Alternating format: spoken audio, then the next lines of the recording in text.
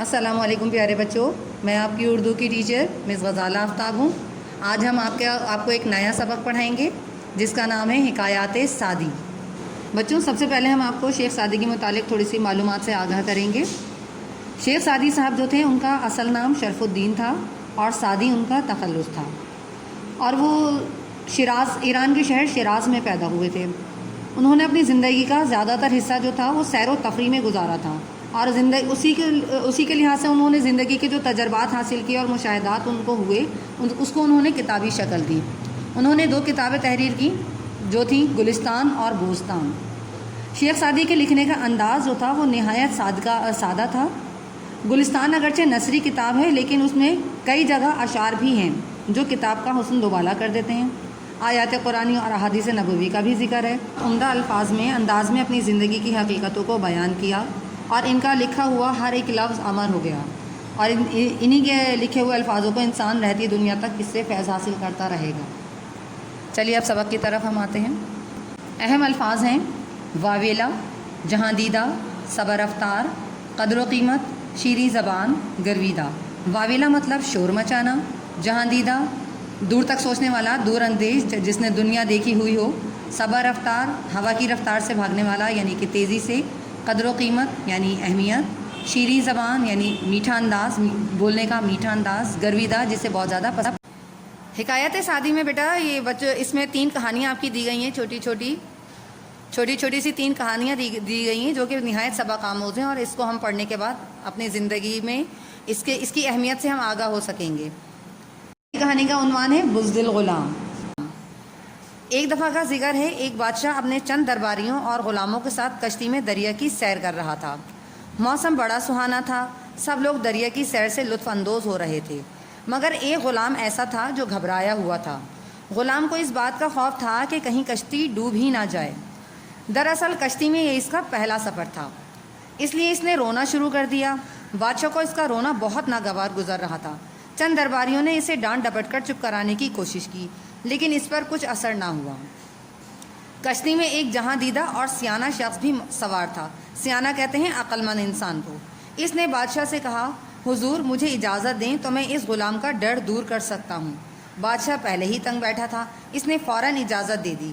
بادشاہ سے اجازت ملتے ہی اس دانش مند مطلب یہ بھی عقل مند شخص نے دوسرے غلاموں سے کہا، اسے اٹھا کر دریا میں پھینک دو۔ غلاموں نے فوراً حکم کی تعمیل کی اور شور و غل مچانے والے غلام کو اٹھا کر دریا میں پھینک دیا۔ اب وہ غلام دریا میں ڈبکیاں کھانے لگا۔ جب 2-4 غوطے کھا چکا تو دانا شخص نے غلاموں سے کہہ کر اسے دریا سے نکلوا لیا۔ اب غلام کشتی کے ایک کونے میں پرسکون ہو کر بیٹھ گیا۔ سب بہت حیران تھے۔ بادشاہ نے دانا شخص سے سوال کیا کہ ایک ڈرے ہوئے شخص کو دریا میں پھینکوانے میں کیا حکمت تھی، اور اب یہ کیسے پرسکون ہو گیا ہے؟ دانا شخص نے مسکرا کر جواب دیا، بادشاہ سلامت، جب تک اس نے دریا میں غوطے کھانے کی تکلیف نہ سہی تھی، اسے کشتی کے اندر سکون سے بیٹھنے کی قدر معلوم نہ تھی۔ اب کشتی اور دریا دونوں کی حقیقت اس پر واضح ہو گئی ہے، اس لیے یہ خاموش ہے۔ سچ ہے، آرام کی قدر و قیمت وہی جان سکتا ہے جس نے مشکل اور مصیبت کا سامنا کیا ہو۔ اس جملے سے بچوں آپ لوگوں نے کیا سبق سیکھا؟ یعنی محنت میں ہی ایک طرح سے عظمت ہے۔ جو تکلیفیں اٹھاتا ہے، مشکلیں اٹھاتا ہے، اسی کو ہی آرام کی قدر و قیمت ہوتی ہے۔ وہی جان سکتا ہے کہ آرام اور سکون کیا چیز ہوتی ہے۔ دوسری کہانی کا عنوان ہے حاتم کی سخاوت۔ ملک یمن میں ایک مشہور قبیلہ طے آباد تھا۔ اس کا سردار حاتم طائی اپنی سخاوت کے لیے خاص شہرت رکھتا تھا۔ حاتم طائی کے پاس عربی نسل کا ایک بہت ہی قیمتی گھوڑا تھا، خوبصورتی اور تیز رفتاری میں جس کا کوئی ثانی نہ تھا۔ روم کے بادشاہ کے دربار میں بھی حاتم طائی کی سخاوت کے قصے زبان زد عام تھے، یعنی کہ ہر ایک کی زبان پر موجود تھے۔ اس صبر رفتار گھوڑے کا بھی اکثر ذکر ہوتا رہتا تھا۔ بادشاہ نے یہ قصے سنے اور حاتم کی سخاوت کا امتحان لینے کا فیصلہ کیا۔ بادشاہ نے کہا کہ کچھ لوگ حاتم کے پاس جائیں اور اس سے وہی گھوڑا طلب کریں۔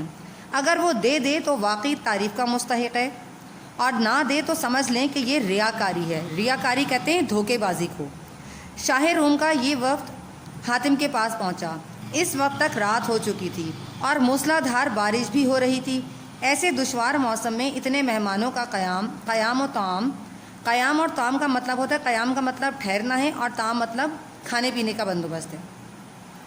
کھانے پینے قیام و طعام کا بندوبست کرنا سہل نہ تھا، سہل مطلب آسان نہ تھا، لیکن حاتم نے فوراً نہ صرف ان کے لیے لذیذ بھنے ہوئے گوشت کا انتظام کیا بلکہ ان کے آرام کا بھی بہترین بندوبست کیا۔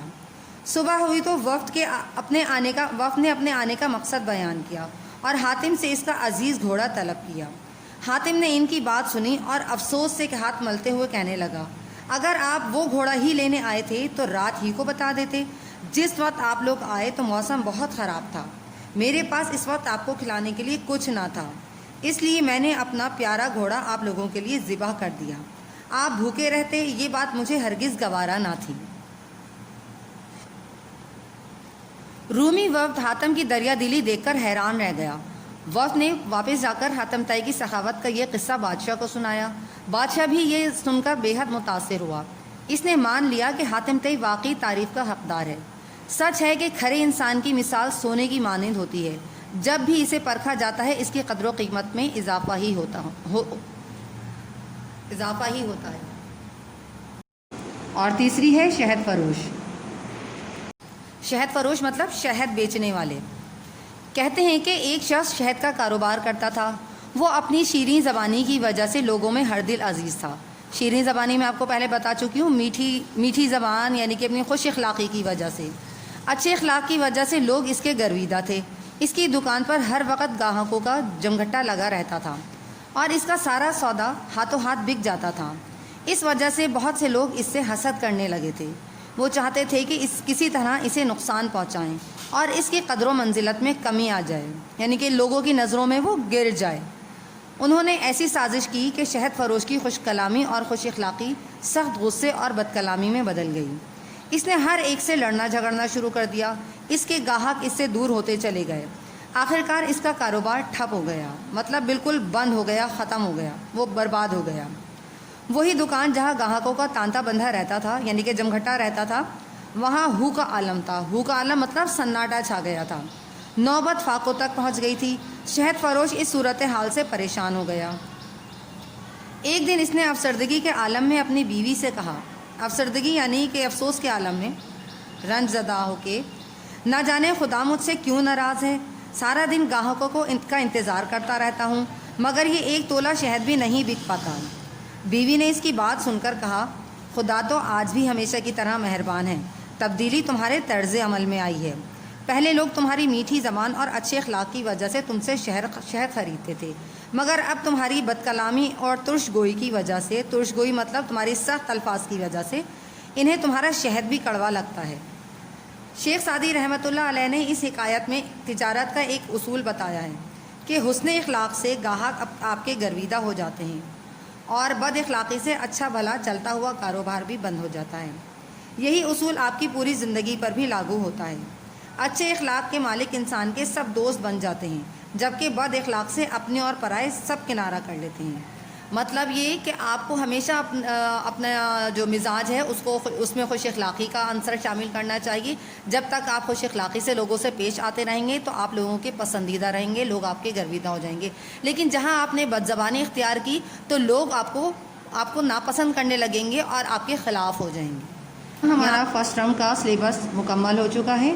اب آپ یہ تمام کام جو ہے فل اسکیپ پیپر میں صفائی کے ساتھ کریں اور اسکول میں سبمٹ کروا دیجیے۔ سبق کے الفاظ معنی ہیں، صاف ستھری رائٹنگ میں اس کو پہلے اپنی کاپی پر اتاریں، اور یہ ہیں آپ کے یک لفظی جوابات اس کے برابر میں دیے گئے ہیں، آپ کو اسی طریقے سے کرنے ہیں سوال جواب کی طرح۔ اب آتے ہیں سوالات و جوابات پر۔ پہلا سوال جو اس میں موجود ہے، حکایات بزدل غلام میں غلام کیوں خوفزدہ تھا؟ اس کا جواب آپ کو صفحہ نمبر 96 پہلے پیراگراف کی تیسری لائن سے دوسرا پورا پیراگراف ہوگا۔ اور دوسرا سوال ہے، غلام کے ساتھ کیا سلوک کیا گیا؟ اس کا آنسر بھی آپ کو بک میں مل جائے گا، صفحہ نمبر 96 پر ہی ہے، اس کی آخری لائن سے صفحہ نمبر 97 کی چوتھی لائن تک۔ تیسرا سوال بک میں نہیں ملے گا آپ کو، سوال آپ اتاریں گے بک میں سے اور جواب اس میں دیا گیا ہے، یہاں سے دیکھ لیں۔ چوتھا سوال، حکایات شہد فروش میں دکاندار کا کاروبار کیوں بند ہو گیا؟ اس کا جواب آپ کو صفحہ نمبر 98 تیسرا پیراگراف۔ پانچواں سوال ہے، شیخ سعدی کی حکایت سے آپ نے کیا سبق حاصل کیا؟ یہ آپ کو نمبر ڈال کر، سیریل نمبر ڈال کر تینوں پوائنٹ کی شکل میں ہی آپ کو کرنا ہے۔ اس کے بعد جملے ہیں. نمبر 1 پہلا لفظ ہے اس کا سیانہ مطلب عقل مند، شور و غل شور مچانا، سخاوت رحم دلی. نمبر 4 گرویدہ پسندیدہ. نمبر 5 افسردگی یعنی دکھی دل سے. الفاظ کے جملے آپ لوگ خود بنائیں گے. اب آتے ہیں سبق نمبر اس کے صفحہ نمبر 100 کے سوال نمبر 3 پر. سبق کے مطابق درست جواب کے گرد دائرہ لگائیں. سبق مکمل کرنے کے بعد آپ یہ پوری مشق جو ہے بآسانی کر سکیں گے. یہ آپ کو کاپی میں بھی کرنی ہے اور بک میں بھی کرنی ہے.